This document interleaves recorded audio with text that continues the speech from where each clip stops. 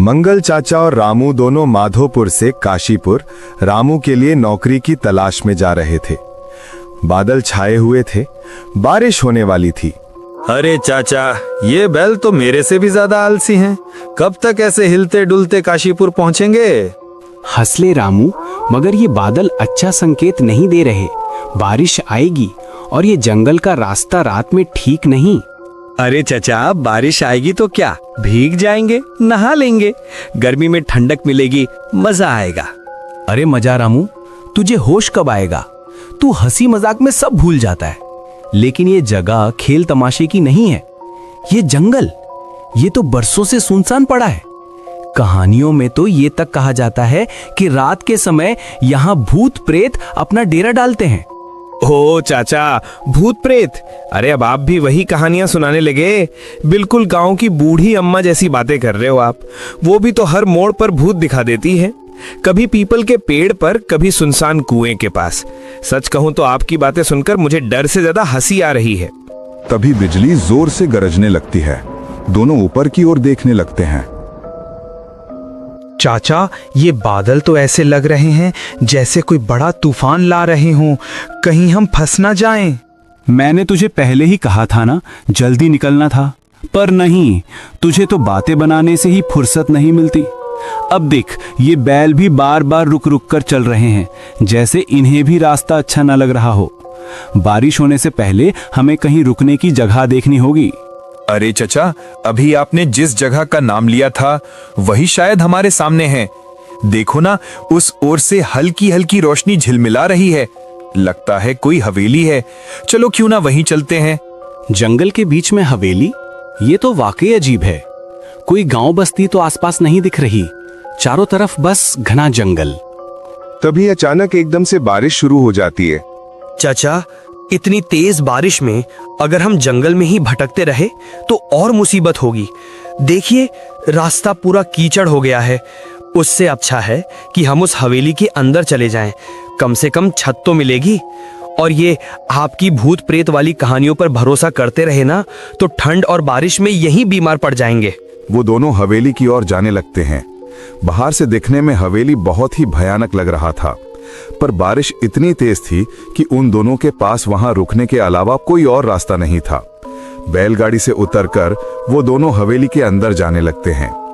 रामू, एक बार फिर से सोच ले। जंगल के बीचों बीच हवेली, ये बात गले नहीं उतर रही। देखना, आसपास कोई गांव है, न बच्चों की आवाज, ना ही कोई और इंसान, बस अंधेरा, पेड़ों की सरसराहट और ये अचानक बरसात। मुझे तो बहुत अजीब लग रहा है। चचा, आप तो हर वक्त बस शंका ही करते रहते हो।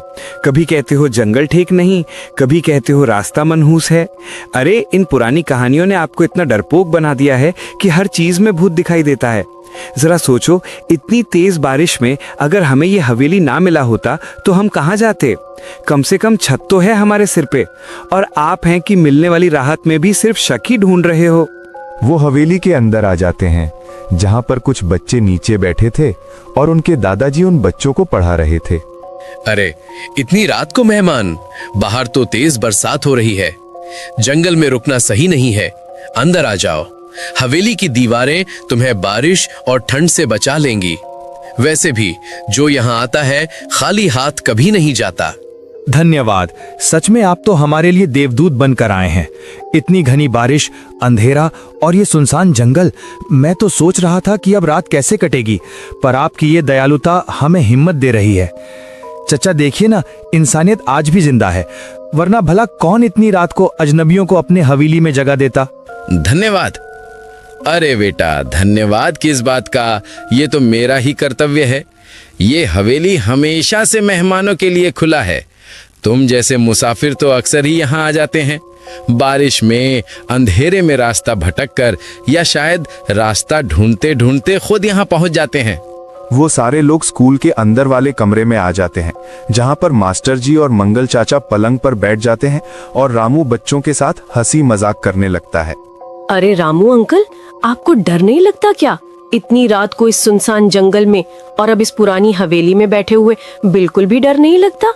अरे पगले, डर नाम की चीज तो मैं सुबह के नाश्ते के साथ खा जाता हूँ। बड़े बड़े पहलवान तक कांपते हैं मेरे सामने। डर तो खुद मुझे देख के छुप जाता है। और तेरे रामू अंकल रामू अंकल तो ऐसे हैं कि भूत भी सामने आ जाए तो पहले रामू से पूछेगा, भाई साहब यहाँ बैठने की जगह है क्या? आपको बिल्कुल डर नहीं लगता क्या? इतनी रात को बाहर आंधी, बारिश, बिजली की कड़क और ये सुनसान हवेली। हम बच्चों को तो जरा जरा सी आवाज पर डर लग जाता है, लेकिन आप तो हंसते खेलते रहते हैं। क्या आप कभी सच में डरते ही नहीं, या फिर हमें हिम्मत दिलाने के लिए बस दिखावा करते हैं? अरे बेटा, डर नाम की चीज तो मैंने कब की जेब से निकालकर फेंक दी। बचपन से ही गांव के शेर जैसा रहा हूं मैं। रात के अंधेरे में लोग खिड़की दरवाजा बंद कर लेते थे और मैं अकेला खेतों में निकल जाता था। कई बार तो जंगली कुत्ते तक मेरे रास्ता देखकर पलट गए। डर वो तो मेरे लिए वैसे ही है जैसे धूल पैर की ठोकर से उड़ गया। अच्छा, तो तुम इतने हिम्मत वाले हो रामू। बड़ी बड़ी बातें करना आसान होता है, पर असली हिम्मत तो तब साबित होती है जब दिल की धड़कनें खुद तुम्हें धोखा देने लगे। चलो आज मैं सबको एक कहानी सुनाता हूँ, फिर देखेंगे ये तुम्हारी हिम्मत कितनी देर तक साथ देती है। बेटा, इस हवेली की पुरानी दीवारों में बहुत राज छिपे हैं। कहते हैं कई साल पहले हवेली में से एक लड़का अचानक ऐसे गायब हो गया जैसे हवा में घुल गई हो। पर अजीब बात यह है, आज भी उसकी आवाजें रात में सुनाई देती हैं। पता नहीं ये सच है या बस लोगों का वहम। अरे दादाजी, आपकी कहानी सुनकर तो लग रहा है जैसे आप भी उसी गायब हुई हवेली के मालिक थे। इतनी पुरानी बातें सुनाकर हमें डराएंगे? हम तो गांव के रहने वाले हैं, यहाँ की हवा पानी से ज्यादा किसी चीज से नहीं डरते। ठीक है बेटा, तुम हंसी मजाक बनाते रहो। जब सामने आएगा तो असली ताकत का पता चल ही जाएगा। चलो बच्चों, अब तुम्हारा सोने का समय हो गया है। इन अंकल को भी सोने दो, हम चलते हैं। रामू, तुझे कुछ अजीब नहीं लगता इन लोगों के बारे में? मुझे तो इनकी बातें ही कुछ ठीक नहीं लगती, और जिस तरह से हाव भाव बदलते हैं उसमें भी कुछ गड़बड़ है। जैसे लोग वैसा नहीं है जैसा दिख रहे हैं। अरे चचा, फिर से शुरू हो गए। भूत भूत कुछ नहीं होते। आपने देखा नहीं क्या कैसे वो बच्चे मेरे साथ खेल रहे थे? अगर भूत होते तो क्या ऐसे हंसते खेलते मेरे साथ समय बिताते? देखो रामू, ये दुनिया हमेशा वैसी नहीं होती जैसी आंखों को दिखती है। कभी कभी इंसान को वही नजर आता है जो उसे देखना चाहिए। असलियत तो परछाइयों के पीछे छिपी होती है।